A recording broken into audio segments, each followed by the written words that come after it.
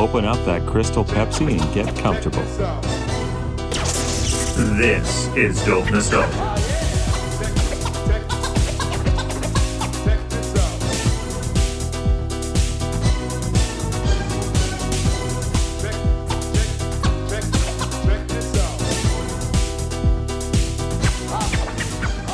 Hey, welcome everybody back to Dope Nostalgia. I'm your host, Naomi. My guest today is a very successful TikTok creator and Instagram star, and she goes by @RetroAvocado. That's where you can find her on your social media.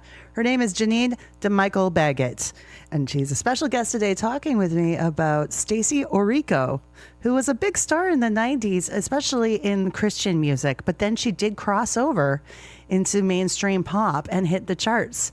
So we're going to talk about Stacie's career and what she's possibly up to now.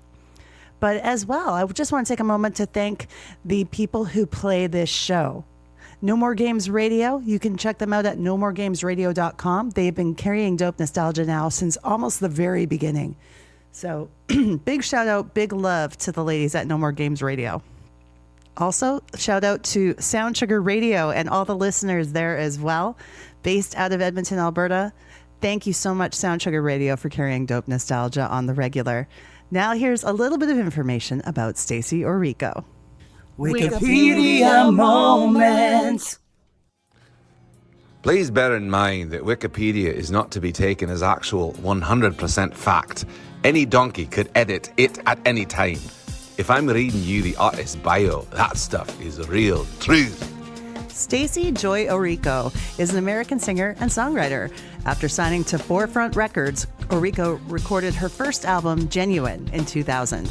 Her second studio album, Stacie Orrico, self-titled, was out in 2003, released by Forefront and Virgin. It debuted at number 59 on the Billboard 200 and was certified gold with over 500,000 sales in the U.S.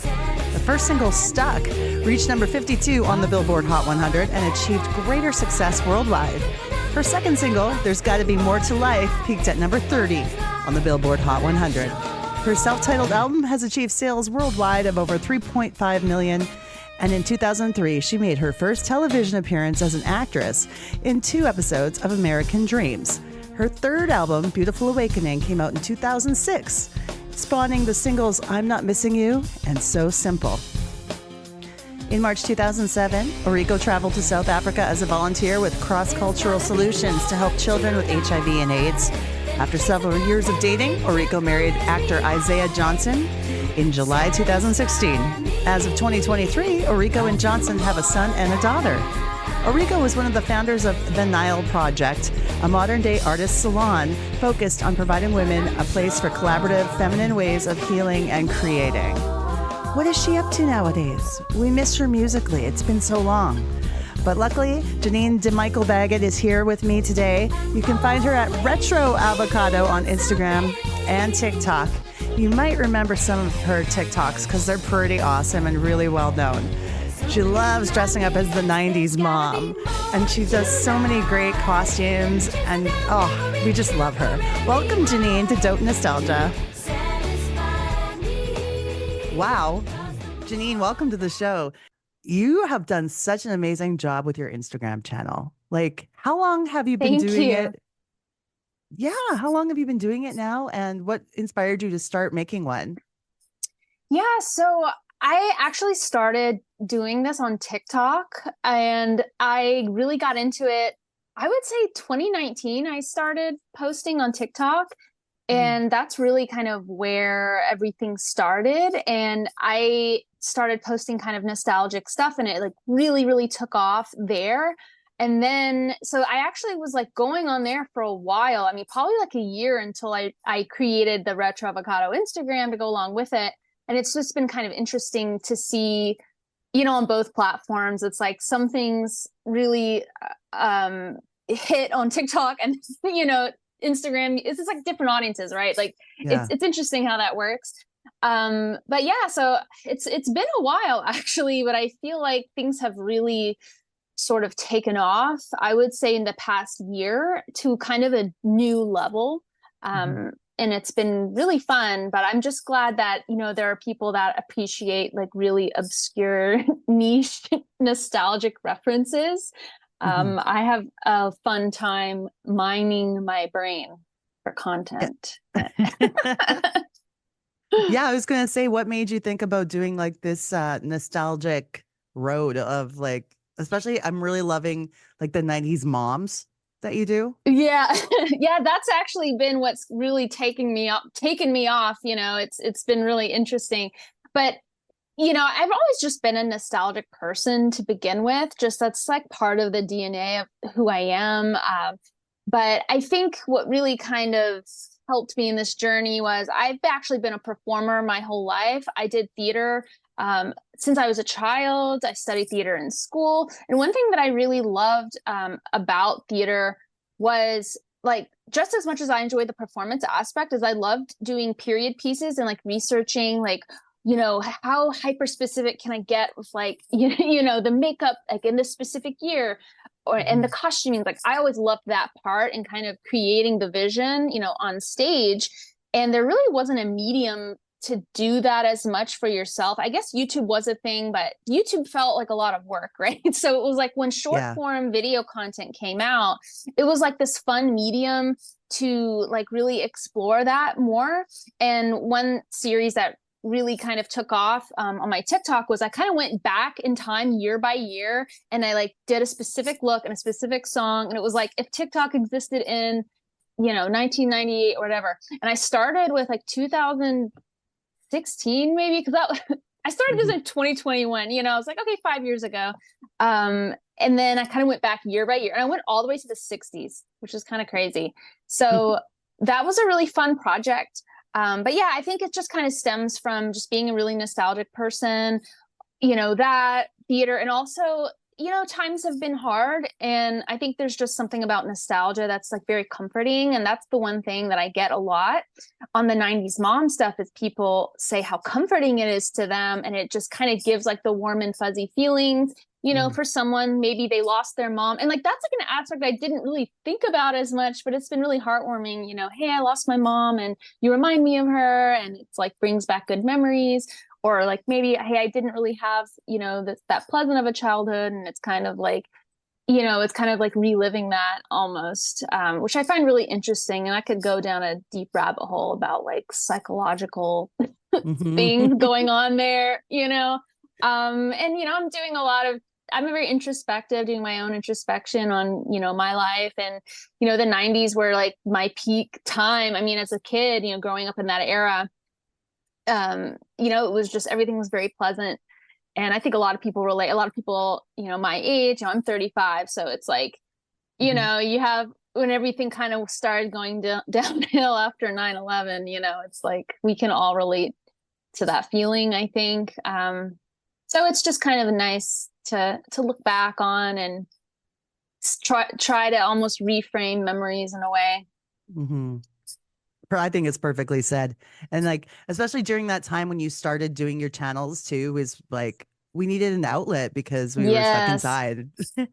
Absolutely. And, I felt very stifled. I'm like, I moved up to New York in 2019 from Atlanta and I was like doing a lot of theater. I was like involved in like the professional arena, like really creatively fulfilled. Then I moved here Excellent. thinking, oh, I'm going to move to New York. Like it's going to all blow up. Like it's going to be amazing. And like the complete opposite happened.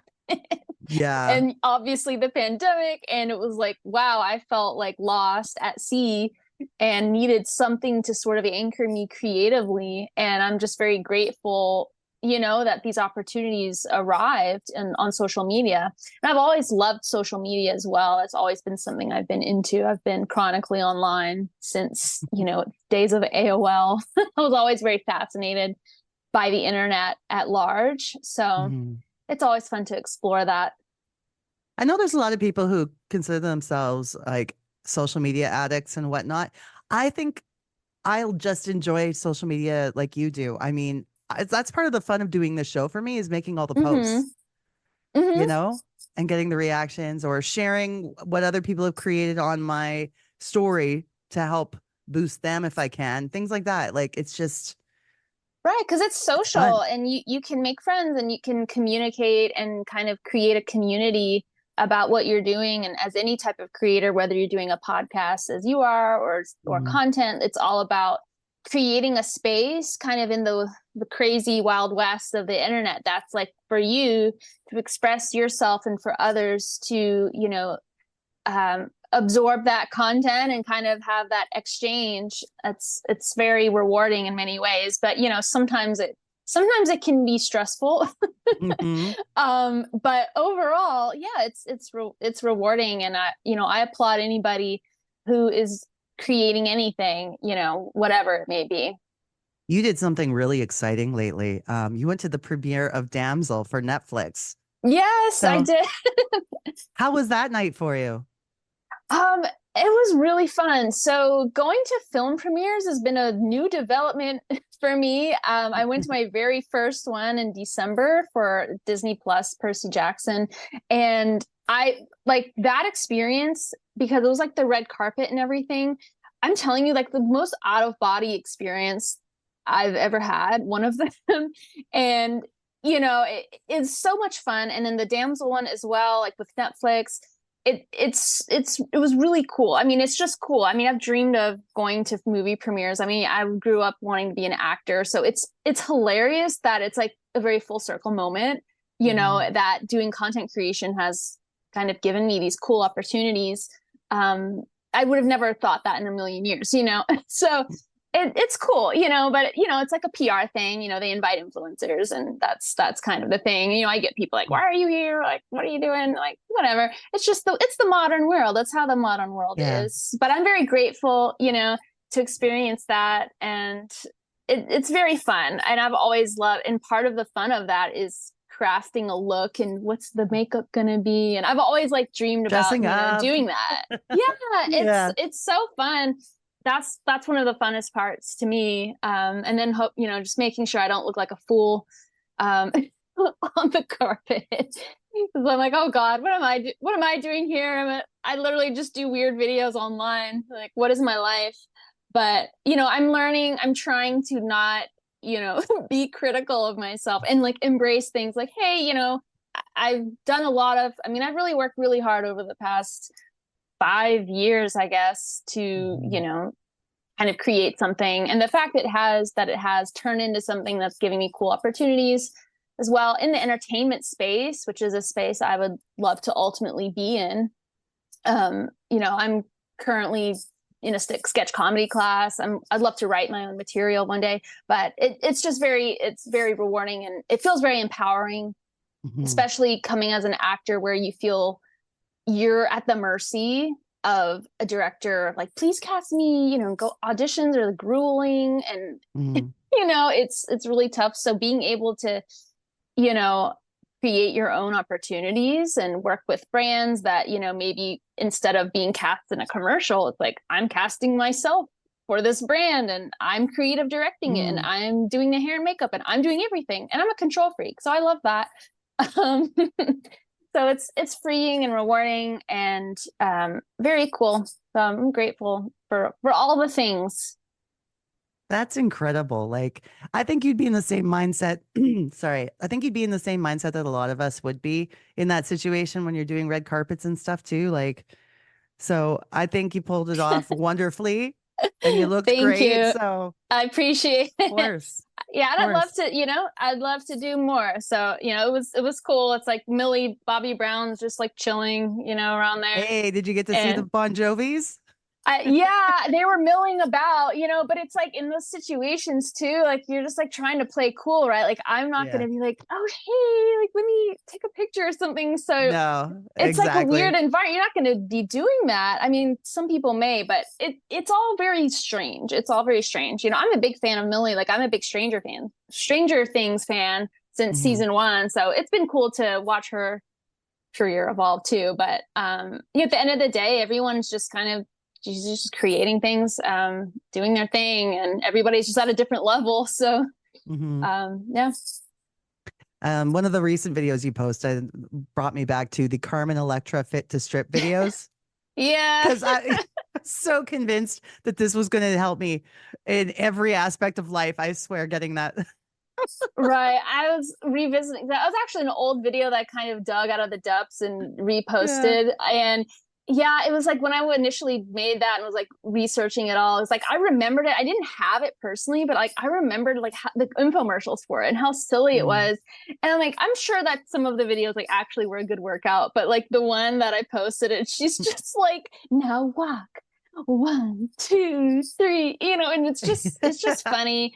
But she got her bag, and I Yep. love infomercials. Like I love to spoof on infomercials. Like one of my favorite is the Alexa, gosh, I'm forgetting the name. It was Pam Anderson's makeup artist, and she had a whole makeup routine. Was her name Bobby Brown?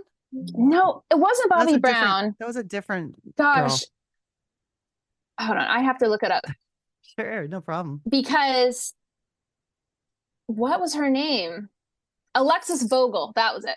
Alexis Okay. Vogel. She had a whole system, and it was very expensive at the time too. But it's so hilarious if you look it up, because they do the makeovers on these women, and they just look ridiculous. Like they would do their hair like so big, and like, wow, I look gorgeous, and like they look cute, but it's just so dated, and it's just hilarious. I love infomercials. And I was watching old QVC as well to kind of get some inspo for like 90s fashions. I love to just find anything where it's like a slightly elevated, like maybe it's not your everyday woman, but not necessarily a supermodel, but like that in between of like kind of a slightly glamorous, Yes. 90s woman is kind of an aesthetic that I think is fun to play with. Anyway. The hair is the best. Yeah. Like, are you wearing any wigs, or is it all your hair? So I have some wigs, and when I'm blonde, it's a wig. It's like a short blonde cut. That's a wig. But I do style my hair a lot of times. So I'm excited because I recently cut bangs, which I have them pinned back right now because they're looking rough today. But when I have bangs, it makes the 90s look so much more authentic because I can make them big and floofy. And I'm really excited. I need to film some new looks with the bangs. Those are always my fave, because when I don't have bangs, it's like it's a little harder. I mean, there was a variety of looks, and that's the thing too, is there's not just one definitive look, right? You can make, everybody had a wide variety of makeup and hair. And I do like to explore that as well. And sometimes people are like, I didn't wear this. It's like, well, just because you didn't doesn't mean that no other woman in the world did. And I always find that funny. It's like, oh, you know what every single person wore? Okay. Yeah. People are interesting online. But yeah, I do have many wigs. I love, to experiment there. Taking you back musically to that era too. What were you listening to growing up? What were your favorite artists? So interestingly, in the 90s, I grew up in a very religious fundamentalist Baptist church. Yeah. I was actually not allowed to listen to or participate in a lot of pop culture sensations at the time. So I remember, when Britney Spears came out, and of course I was aware of it because you had friends and, you see things on TV, and I wanted the CD. My dad was like, no, she is ungodly. She is too revealing. And this was like her most innocent, that first album. It was just because she was like, I don't know, looking up a certain way. Bare midriff. Yeah. And I wasn't allowed to listen to her. And I remember I had a friend from Germany. Not a friend, it was my cousin, one of my cousins from Germany. My mom's family all lives there, by the way. Anyway, so she visited, and there was some European group called the Funky Diamonds. This is like really, really niche, but it was kind of like the German Spice Girls sort of vibe. And they had a tape, and she had like let me borrow the tape. And one of the songs, it was like talked about like, if you want to spend the night, and my dad got so upset because I was 7 years old, and he was like, you can't be listening to this. Talks about spending the night, like this is sinful. Like, so I wasn't really allowed to listen to it. So I listened to a lot of Christian contemporary and Celine Dion. So I was obsessed with Celine Dion, like to a high degree, because she was one of the few secular artists I was allowed to listen to. I performed That's the Way It Is in my school talent show. I love that song. Yeah. And it's like, that's not really what the kids were listening to at the time. Looking back, Yeah. I mean, that was her more poppy song, but Yeah, it was one of those everyone Max was Martin songs, right? Yeah, I think Yeah. it was. And, everyone at the talent show was doing Britney Spears, and I also did a dance to Chumbawamba Tub Thumping for a talent show, which is an interesting choice. I think it was in 4th grade. So I had an older friend, and she was the one who would like slip me all the music, so I got to know that. But I remember loving like I would visit my friend's house, and then I'd be able to listen to like the radio station I wasn't allowed to listen to. So I was really into NSYNC, all the favorites, but it was always like by my friends, that was able to kind of sneak around and do that. And I, maybe it's partly why I love to explore the pop culture era of the 90s, because I didn't really get to, delve into it when it came out. Maybe that's partly why. That makes complete sense. Yeah. It really does. I have a similar background. I'm 45, so I didn't both of my grandfathers are Baptist ministers. And where are you from? I'm from Edmonton, Canada. Oh, okay. Interesting. Yeah. So they were it was very restrictive. It was very much like you can't do. One grandfather was more hellfire and brimstone than the other, but both were the same idea, like you can't do this, it's bad, you're going to hell. Absolutely. It was intense. It was intense. I think I can blame a lot of my anxiety in life on always being told that what I'm doing is wrong. Yeah, I am exactly 100% with you. 100%. And it's something I still deal with in therapy, to be quite honest.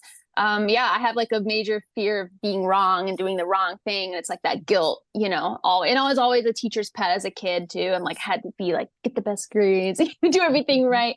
So that, I mean, not a lot of people actually relate to that.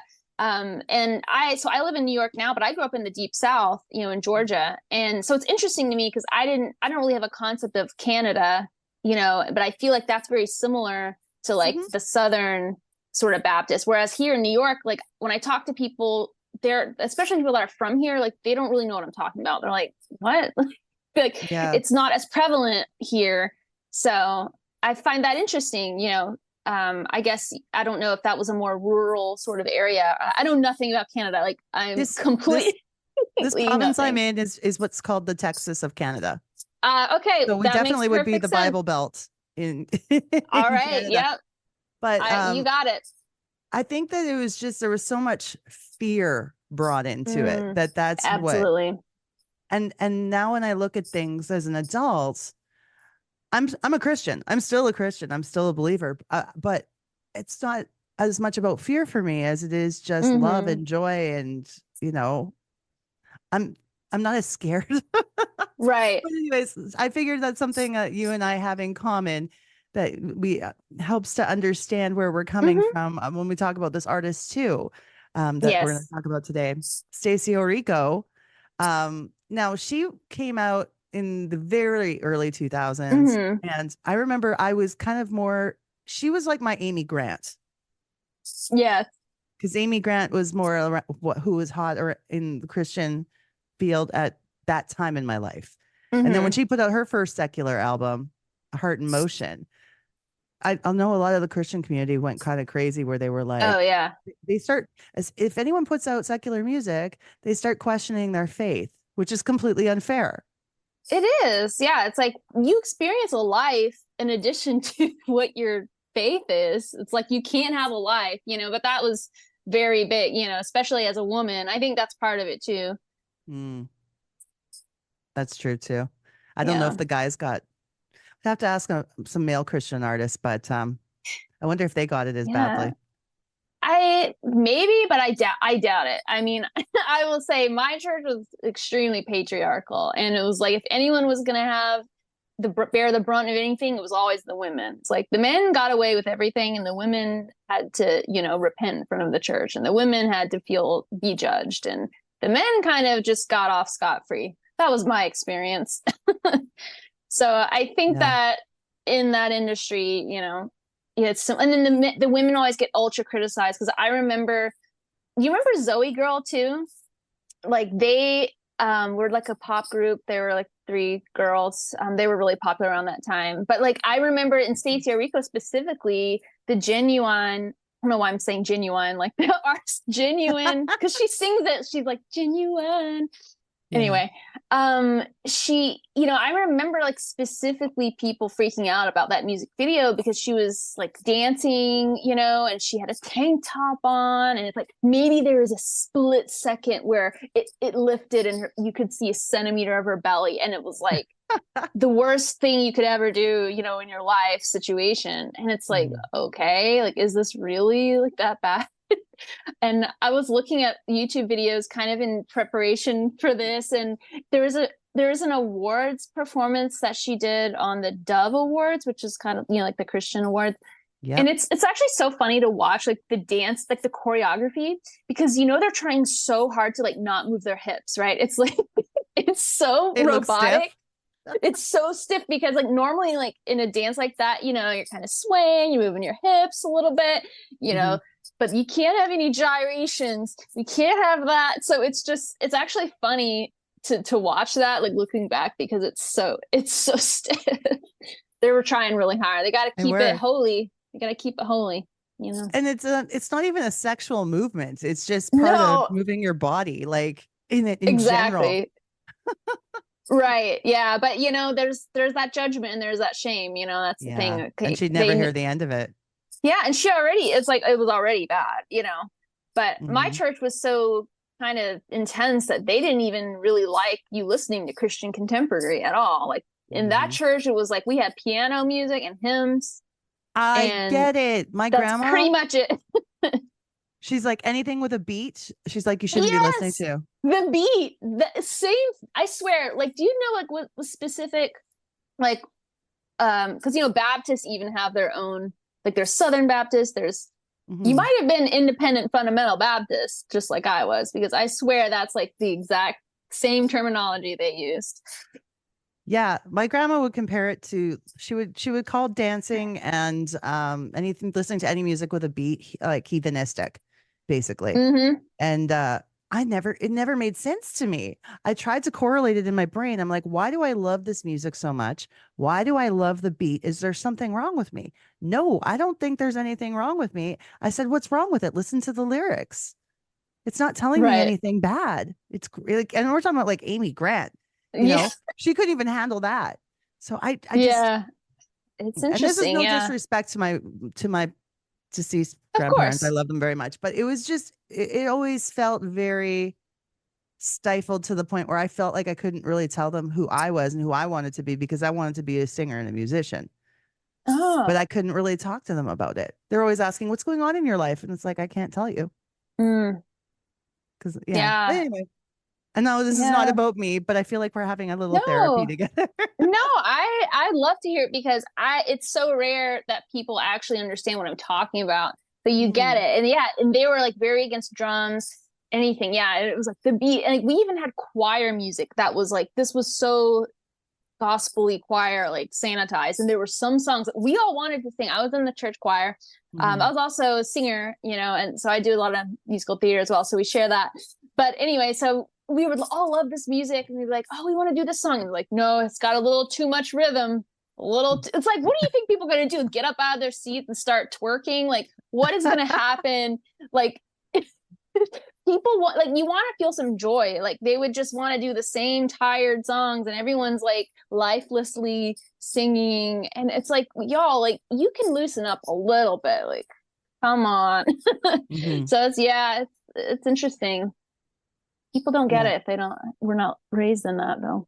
And and now I can see as an adult that you can use any kind of this music is great for praise too. There's nothing wrong with having the joy. I think sometimes your body will move because you're experiencing the joy, and I don't think it's sinful. Right. But yeah. No, I agree. But Yeah. Yeah. Don't look at me if you're looking for perfection.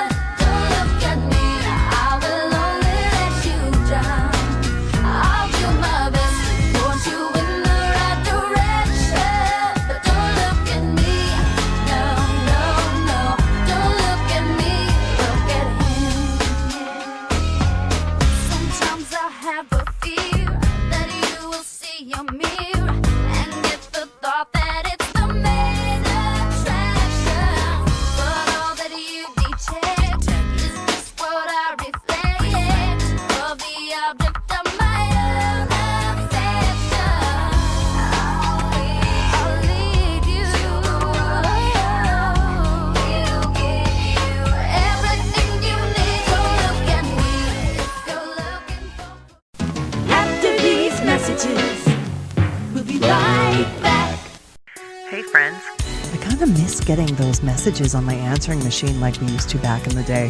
What I'd really love is to hear from you, the listeners of Dope Nostalgia. This is your chance to be on the show, giving feedback, telling us what you love, what you hate, and who you'd like to see more of. Call us at our new toll-free number, 1-888-741-9192. Leave us some feedback. Your message could be played on the show. So give us a call, 1-888-741-9192. Toll free.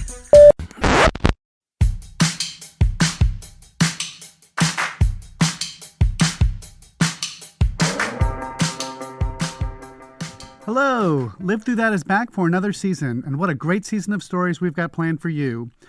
I keep calling it our Legends season with folks like Steve Diggle from the Buzzcocks, Now I know the meaning of death, but now I also know the meaning of life. Jerry Casale from Devo, Am I in the Twilight Zone here? Like, I know what happened, and look at what is being presented. a personal hero of mine, Colin Moulding from XTC, I think when you get to our age, you have to really think carefully about how you want to spend your time, because time becomes even more precious, you know. Barry Andrews from Shriekback, Steve Kilby from The Church, And despite all the success and music and tours and all of that, I didn't really like being me. And when I had heroin, I liked being me. I was very comfortable. David Newton from the Mighty Lemon Drops, It was just kind of mesmerizing and mind blowing. This whole situation that we're in, we're going, and none of us had ever been to London before. and there'll be more surprises too. Live Through That is available wherever you get your podcasts. Please subscribe and follow so that you'll know the moment a new episode is released, and it's free. And we've got over 50 episodes in the archive for you to listen to now. You can also follow me on Threads at Mike Hipple and Facebook at Mike Hipple Photo, all one word. Thanks for listening, and we'll see you soon.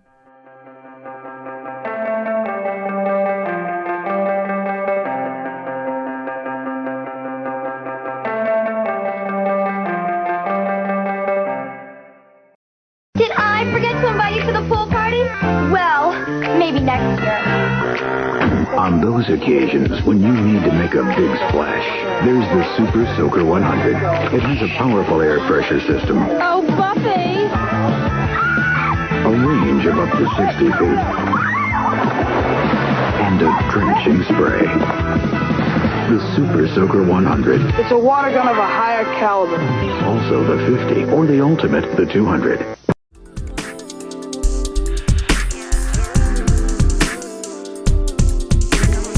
I see you pass by, don't know where, I don't know why you choose to go the way that you're going now. You've been a friend of mine for many years, for a long time, but you just aren't you today. So what's on your mind? You just want to speak about it, think about it, be about it. Gotta make yourself aware that you're gonna stray.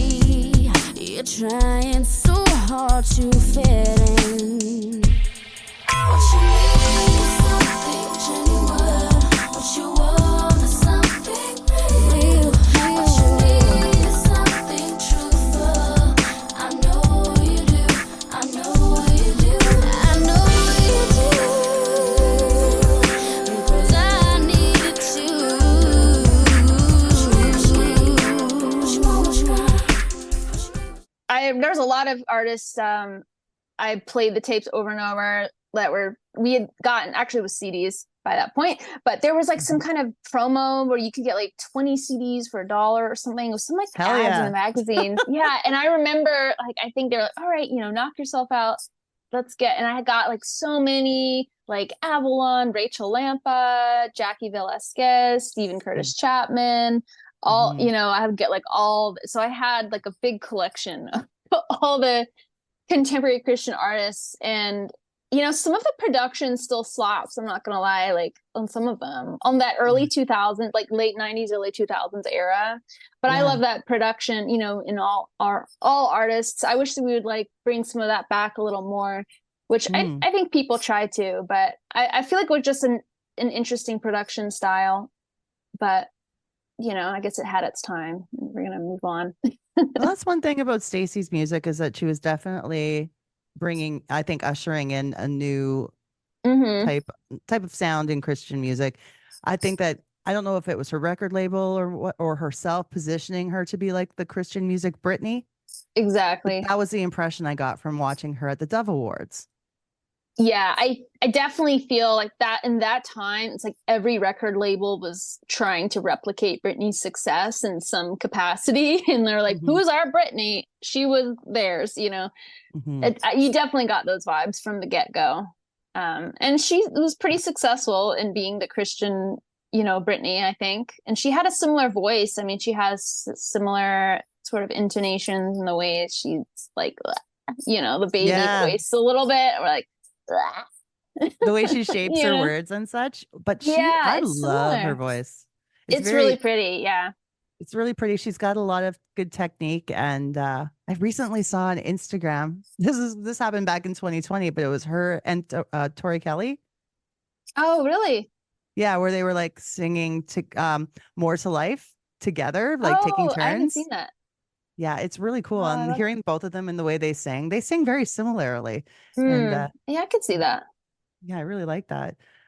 So how did you first, like, once you got the album Genuine, like, how did your relationship grow with her music? Did you go see her live? Did you get any opportunity with that? No, I didn't really go to a lot of concerts at all, but it was like mainly just being holed up in my room. And that's what I would do, is just be holed up in my room and replaying all my CDs and just reading the lyrics out. Yeah. But yeah, I didn't actually, see her in person. But I definitely did follow kind of her career over time. And, another song that I really liked was like, There's Gotta Be More to Life was another great one. And which that has a really cool music video that I looked that up recently too. It has some really cool looks in it and some like really cool makeup I found really interesting.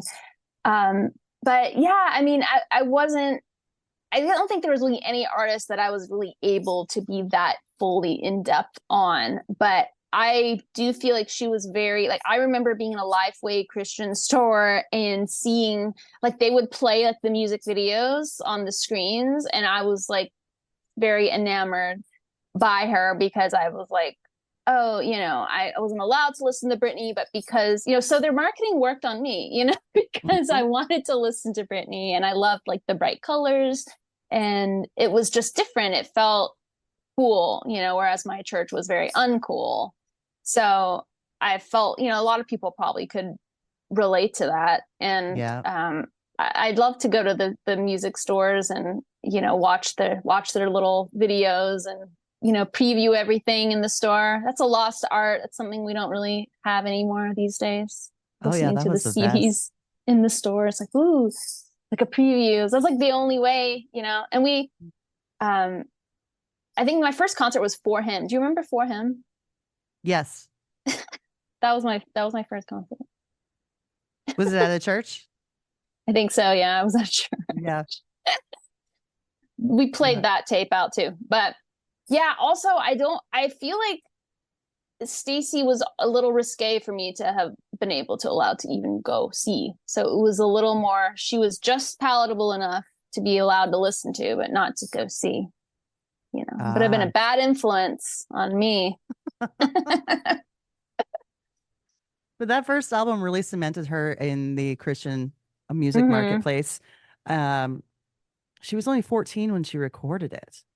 That was surprising. Wow, really? Yeah. Because like she seems so much older. When you're a kid, you know, everyone seems grown.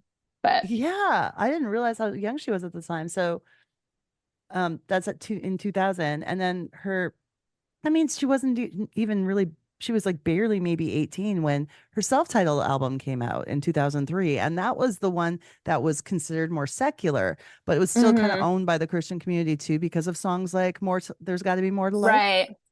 Yeah. Like it still got nominated for a Grammy. Oh, was it? I didn't even realize that. I didn't realize. Was it that one? Yeah, I think it got nominated for a Grammy. It was. She got nominated for Best Pop Contemporary Gospel Album. Oh, okay. And although she lost out to Michael W. Smith, still, like a Grammy nomination, incredible. That's a big deal. Yeah. Is that the one that has Stuck on it too? Yes. So that yeah, was the a great song that caught crossover. me. Oh yeah. I love that song so much. I still love it. I've done it at karaoke. It's not easy to sing.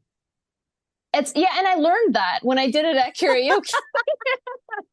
I'm very big on just like let me do this song, and like realizing in the moment, like, oh yeah, you have to have a lot of good breath support for that song. So just a warning for anyone, if you want to do that song, you know, it's like a doozy. You're halfway through it and you're like, and now I'm trapped here. I've got 2 minutes left. Exactly. You just got to roll with it at that point. But but it's great. Yeah, I wore that song out for sure. I can't get out of bed today or get you off my mind. I just can't seem to find a way to leave the love behind. I ain't tripping, I'm just missing you. You know what I'm saying, you know what I mean. You kept me hanging on a string where you make me cry. I tried to give you everything, but you just give it lies. I ain't tripping, I'm just missing you. You know what I'm saying, you know what I mean, yeah. Every now and then when I'm all alone, I be wishing you would call me on the telephone. Say you want me back, but you never do. I feel like such a fool. There's nothing I can do. I'm such a fool for you. I can't take it. What am I waiting for? My heart's still breaking. I miss you even more, and I can't take it. No way I could be so. I hate you, but I love you. I can't stop thinking of you. It's true, I'm stuck on you. Her song I Promise was written by Diane Warren, which is a huge deal. She's one of the top Yeah. songwriters in the world. One of the most accoladed songwriters in the world. So it's interesting that she was in a position to get somebody like Diane Warren writing for her. Yeah, definitely. I feel like she had a bigger impact at the world at large than I thought so back then, but I was not very knowledgeable of, you know, general pop culture. She was big in my world. But yeah, that's cool. I mean, she was cranking them out. I wish that she would have just continued. You know, I feel like she kind of, you know, dropped off the face of the planet at some point, and I would have loved to see how she would evolve over time. You know, another artist that kind of started, I know we're talking about her, but I just want to bring her up because I love her. It's Joy Williams. So she started out as a Christian artist, and then, you know, she ended up evolving and was in the Civil Wars, which a very big departure. And I loved everything she did with the Civil Wars. Civil Wars is so good. Yeah, and then she had a solo record, and just like to see that evolution. I would have loved to see, you know, what Stacie would have done with that, and if maybe she has, and I missed it, or she just wasn't promoted well. I got her wiki open here, so we're gonna see what she's up to. When you bring up that, I actually forgot. Did you listen to Katy Perry when she was a Christian artist? No, I missed her at that point. But I do know. I didn't even know she was. Yeah. Now there's a departure. Definitely. Yeah, she's had a crazy evolution. I'll say that. But yeah, she started out, but I don't think she was super popular. It just didn't hit my circle. But yeah, that's crazy. Yeah. So basically she took a couple years break. Then she put out her album Beautiful Awakening in 2006. It didn't do as well, but Yeah. like on the charts and financially and whatnot. But it had some good songs on it, like I'm Not Missing You. I remember that single. I feel like I Does that have ring a to. bell? I feel like the name rings a bell. I just need to go back and hear it. I've fallen off, like I said. I didn't at that It's okay. point. I didn't keep up with her as much. Oh no, that's fine. Eventually Yeah. she was let go from her record contract in Mm. 2007. Then she took a very long break from the public eye. I watched a YouTube video where she mentioned that she needed that break too to kind of like discover who she is, Yeah. which I think everybody, especially at that young of an age with having success, it's important. And a lot of young celebrities don't get the chance to take that time away. Absolutely. Yeah. I mean, that's a tough age to kind of, start in the entertainment industry. And I feel like that was really common. I don't feel like it's as common these days for someone to be like super popular at age 14. I mean, I don't, you know what I'm saying? Like, I don't really feel like that's super common anymore. But I feel like back then, like, Mandy Moore was 15 when her single came out. And Mandy. yeah, and I don't know if you remember the band Play. They were like a girl No. group.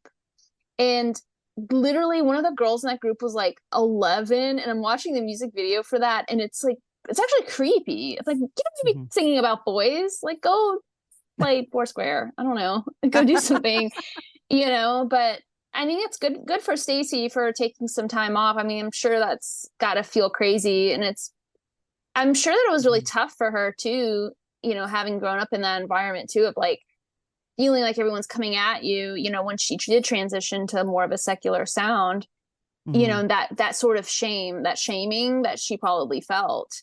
Yeah.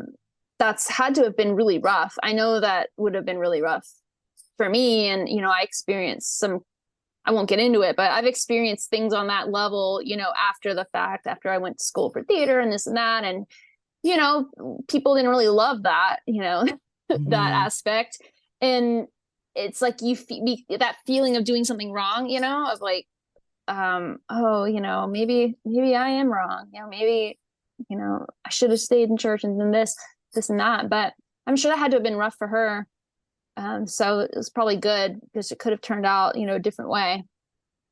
I still get that feeling sometimes too, in whatever I do, which is funny. But then I'm like, I think the thing to remember is that these are humans shaming, not God. Oh, absolutely. Yeah. And like, those who point the finger are usually hiding something too, right? Like they're hiding something. Oh, At least you're being open with 100%. what you love, but they could be hiding something. And I think part of it too is it's almost like projecting because they feel like they're in bondage and they can't do it. So why should you be allowed to, Yeah.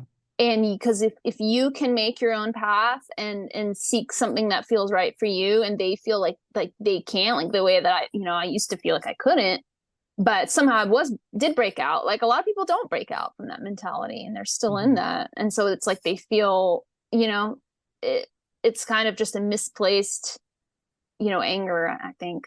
I don't know. It's weird. I wonder how many people are gonna have a problem with what I talked about today. It'll be very interesting to see if there's feedback, but I'm glad that we had a chance to talk about this kind of thing because there's not a lot of people who, like you said, understand where we're coming from on that. But right. yeah. And it's like, I don't have an issue with Christianity at its core. It's just what humans turn it into, at the expense of others. That I have a problem with. And I think any true Christian would have a problem with that. And, that's my attitude. But yeah, I mean, yeah, I know it's tricky stuff, but you got to live your truth at the end of the day and speak your piece because all you have is your voice and that matters and your experience is valid. Agreed. Yeah. Basically, she was Stacie Orrico was really big in Cambodia, Japan, Singapore, a Oh, lot of Asian countries, where she could play interesting. to like huge stadiums of 50,000 people. Um, so she did do a little bit of that in 2008 and then really went on her hiatus. She did do some writing. She wrote a song for Fantasia Barrino. Huh. I Can't Be Without You, it was called. Um, and in 2011, Rachel Lampa also confirmed that Stacie was going to have a musical return. So, yeah, it's been talked about, But but did she do anything in 2011 not or after that? really. Listen, it says here, come back, come back Stacie, where you album at? 2013 that she went on her YouTube account. And did watch this video in preparation where she talked about her hiatus and why she did it and announced plans that she was coming back to the studio. She'd been studying women's literature and acting at New York University. Hmm. In that time, she had gone back home to visit with family, working on an R&B album slated to be released in 2014. As of now, this has not been released. Hmm. Not been released. So the last thing it says that she did in 2015, she performed with the house band on The Late Show with Stephen Colbert. Interesting. Yeah. Huh. So She just kind of decided she didn't want to do it anymore, I guess. come back, Stacie. I know. It's your I looked her up time. on Instagram too, and it was like she hasn't posted since 2020. Oh, wow. Yeah, I don't know. Where are you at? If you It's your hear time this, to come. shine. We want you to come. Create some music for us. Yeah. Yeah. Well, maybe her heart's not in it. I mean, it's not for everyone. And If she's ready, she'll be there, and then she'll definitely have an audience because there's going to be a lot of people like you and I Mhm. who really enjoy her and are waiting for something. That messages aside, she's a fantastic singer. Her songs were incredible, good pop music. Mhm. So Absolutely. I loved her albums, and I wish her all the best. Same here. And, she made a really lasting impression, when she came on the scene. And, I'll never forget you. You'll always be famous, Stacie Orrico, to me. That's right. You have a place Yeah. in our hearts. Always. Yeah. I need to go back and rewatch all of her videos. I love music Cool. videos. That's like one of my favorite mediums in general. I think that's why I like TikTok so much. Like in another life, I'd love to be like a music video director or something. I guess I'm just very visual and I love music. So I do a lot of research. I love your projects. I love your ambition. And I'm just absolutely fascinated by your Instagram. And I'm sorry I didn't mention TikTok because I didn't even think about TikTok. I'm so bad at TikTok. It's okay. Yeah, not everyone's on there. I mean, there's probably most of my Instagram audience is not on TikTok, and I don't know what's going to happen. It might get banned. There's all this talk about it being banned anyway. So it's like, it might no longer be a thing. But Instagram Reels has kind of turned into what TikTok was, So it's kind of this, I do the same stuff on both. Yeah. I'm going to make sure. I appreciate that. I'm going to make sure we're going to link your profile to our show so everybody can get a chance to check out your reels. And I do on occasion share your reels too in my story because I love them so much. So I'm just glad you were able to make the time to join me today and have some chatting. Of course. And thank you. Yeah, well, thank you for having me. I did. Yeah, I love to talk about pop culture and the 90s and all these things, like to have these deep dives and yeah, it's an interesting time. So I'm glad that we could connect on some deeper stuff too. Like I said, there's not a lot of people that identify. So it's true. Do you have anything big coming up that you want to share or anything new coming up on your channels in your life? Anything going on? Right at this moment, no. I recently had sort of like a merch drop where I did a t-shirt and that was fun. And I'll be kind of resetting that again soon. So we can keep an eye out for that. It's like a 90s mom kitchen shirt. And it was really fun to work on that. I will have a show coming up in New York, and it'll be my sketch comedy class show, and it will probably have nothing to do with what's on my Instagram, but we'll see what happens there. But other than that, I'm just kind of, doing my thing. I mean, I work a full-time job as well, so I stay very busy. And, but yeah, I have some ideas for some fun stuff. I want to do some fun collaborations with, there's a lot of really cool, interesting nostalgia creators. If you like what I do, like there's people that do similar stuff, but like everyone's got their different flavor to it. And there's some fun collaborations that I have in mind to do. So, hopefully I'll get to that soon and get to filming. So I gotta get to work. Well, hey, God bless you. And I hope the best for what you've got coming up. Be sure Thank to you. Keep plugging you and what you're up to. So yeah. I really appreciate it. But yeah, this was great. Thank you for having me on. All right. I hope you have a wonderful rest of your day. Thank you. You too.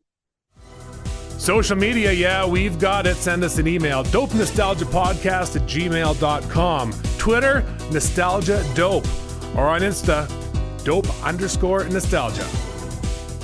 This podcast is licensed by SOCAN because we believe that artists should be paid for their work.